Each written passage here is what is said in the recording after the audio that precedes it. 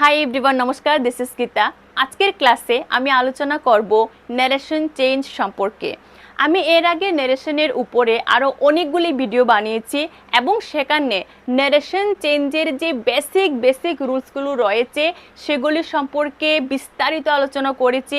তোমরা অবশ্যই সেই ভিডিওগুলি একবার দেখে নিও, তাহলে ন্যারেশন চেঞ্জের সমস্ত রুলস কিন্তু খুব সহজেই শিখে নিতে পারবে। বাট আজকের ক্লাসে আমি আলোচনা করব যে ইম্পারেটিভ সেন্টেন্সে, দেখো এখানে লিখেছি ইম্পারেটিভ সেন্টেন্সে কিভাবে ন্যারেশন চেঞ্জ করা যায়। তো সবচেয়ে প্রথমে যে প্রশ্নটা এখন আমাদের সামনে আসছে সেটা হচ্ছে যে এই ইম্পারেটিভ সেন্টেন্স কি। দেখো, যে সেন্টেন্সের মাধ্যমে আমরা কাউকে অর্ডার দেই, রিকোয়েস্ট করি, উপদেশ দেই, কোনো কিছু জিজ্ঞাসা করি, এই ধরনের সেন্টেন্সকেই কিন্তু ইম্পারেটিভ সেন্টেন্স বলে। অর্থাৎ যে বাক্যের মাধ্যমে আমরা কাউকে আদেশ দেই, অনুরোধ করি, উপদেশ দেই, এই বাক্যগুলিকেই বলা হয় ইম্পারেটিভ সেন্টেন্স। বাট এখন দেখো আমি এখানে বোর্ডে লিখে রেখেছি the teacher said to Amal go fast. শিক্ষক অমলকে বললেন তাড়াতাড়ি যাও, গো ফাস্ট।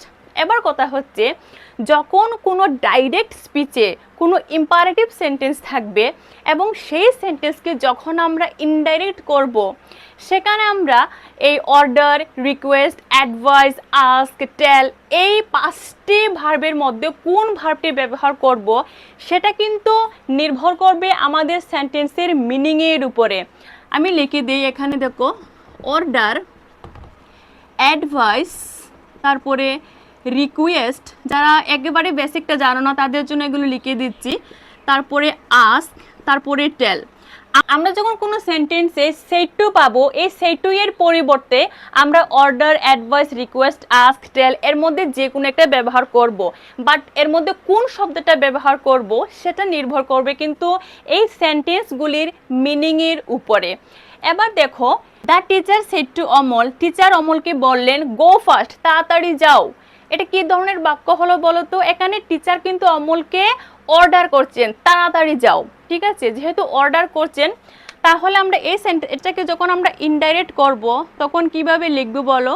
দ্য টিচার কি করলেন? অমলকে কিন্তু অর্ডার দিচ্ছেন তাড়াতাড়ি যাও, তাহলে এখানে আমি অর্ডার লিখবো। এখানে অর্ডার হবে না, এখানে দেখো সেড, দেখে সেড শব্দটি দেখে বুঝতে পারছি যে সেন্টেন্সটা কিন্তু পাস্ট টেন্সে আছে। তো যেহেতু পাস্ট টেন্সে আছে সেজন্য আমরা অর্ডারের সঙ্গে ইডি বসে দিব, অর্ডার। সেই টু এর পরে টু বসে, কিন্তু অর্ডারের পরে টু বসে না, ঠিক আছে? আবার অমল লিখলাম। এখানে ইনভার্টেডের বদলে আমরা টু লিখব, আর তারপরে টু এর পরে সবসময় মেইন ভার্বটা বসবে। এখানে মেইন ভার্ব হচ্ছে গো, তারপরে হচ্ছে ফার্স্ট।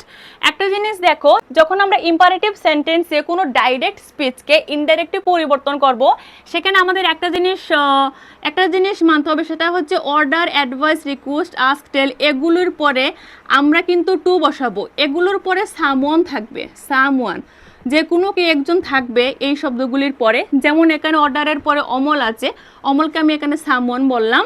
তারপরে কি করব, আমরা টু বসাবো এবং তারপরে আমাদের যে মেইন ভার্ব থাকবে সেটা বসাবো। এখানে গো হচ্ছে মেইন ভার্ব। ওকে, এবার মিলিয়ে নাও। The teacher ordered Amal to go first, এখানে সেই টু এর পরিবর্তে অর্ডার বসিয়েছি। তারপর আমরা দেখো এখানে ক্ষমা এগুলো উঠানোর জন্য টু বসিয়েছি এবং টু এর পরে আমাদের যে মেইন ভার্ব গো আছে, গো বসিয়েছি, তারপর রেস্ট অফ দ্য সেন্টেন্স। ওকে, পরের সেন্টেন্সটা দেখো, তাহলে বিষয়টা আরও ক্লিয়ার হবে।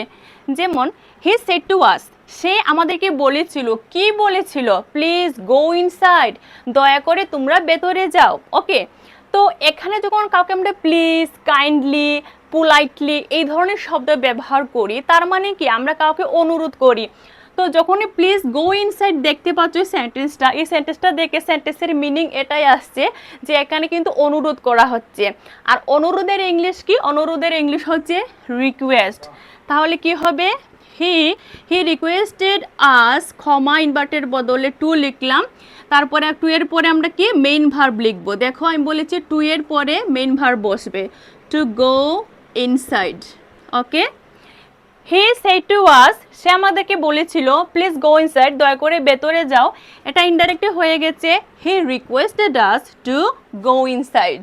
ওকে, ফাদার সেড টু মি, বাবা আমাকে বলেছিলেন এক্সারসাইজ ইজ গুড, ব্যায়াম করা ভালো। তো এখানে বাবা যে আমাকে বললেন ব্যায়াম করা ভালো, এটা বাবা আমাকে কি বললেন? বাবা আসলে আমাকে উপদেশ দিলেন যে ব্যায়াম করো, ব্যায়াম করলে ভালো। তো এখানে বাবা কিন্তু আমাকে অ্যাডভাইস দিচ্ছেন, advice.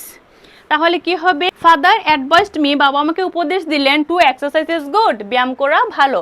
Father advised me two exercise is good, ব্যায়াম করা ভালো, এটা আমাকে বাবা বলেছিলেন। মম সেড টু হার, মা তাকে বলেছিলেন ডোন্ট শাউট, চিৎকার করবে না। এখানে মা কিন্তু তাকে নিষেধ করছেন যে চিৎকার করবে না, বা মা তাকে বারণ করছেন, মা তাকে বাধা দিচ্ছেন যে তুমি চিৎকার করবে না। তাহলে এটা কি? এটা হচ্ছে একটা নেগেটিভ সেন্টেন্স। তো নেগেটিভ সেন্টেন্সে আমরা সেড টু এর বদলে লিখতে পারি ফরবিড, ফরবিড, অথবা আমরা বলতে পারি প্রোহিবিটেড। ওকে, যদি আমরা এখানে সেড টু এর বদলে ফরবিড বা প্রোহিবিটেড লিখি, তাহলে সেই সেন্টেন্সের মধ্যে কিন্তু আমরা নট লিখতে পারবো না।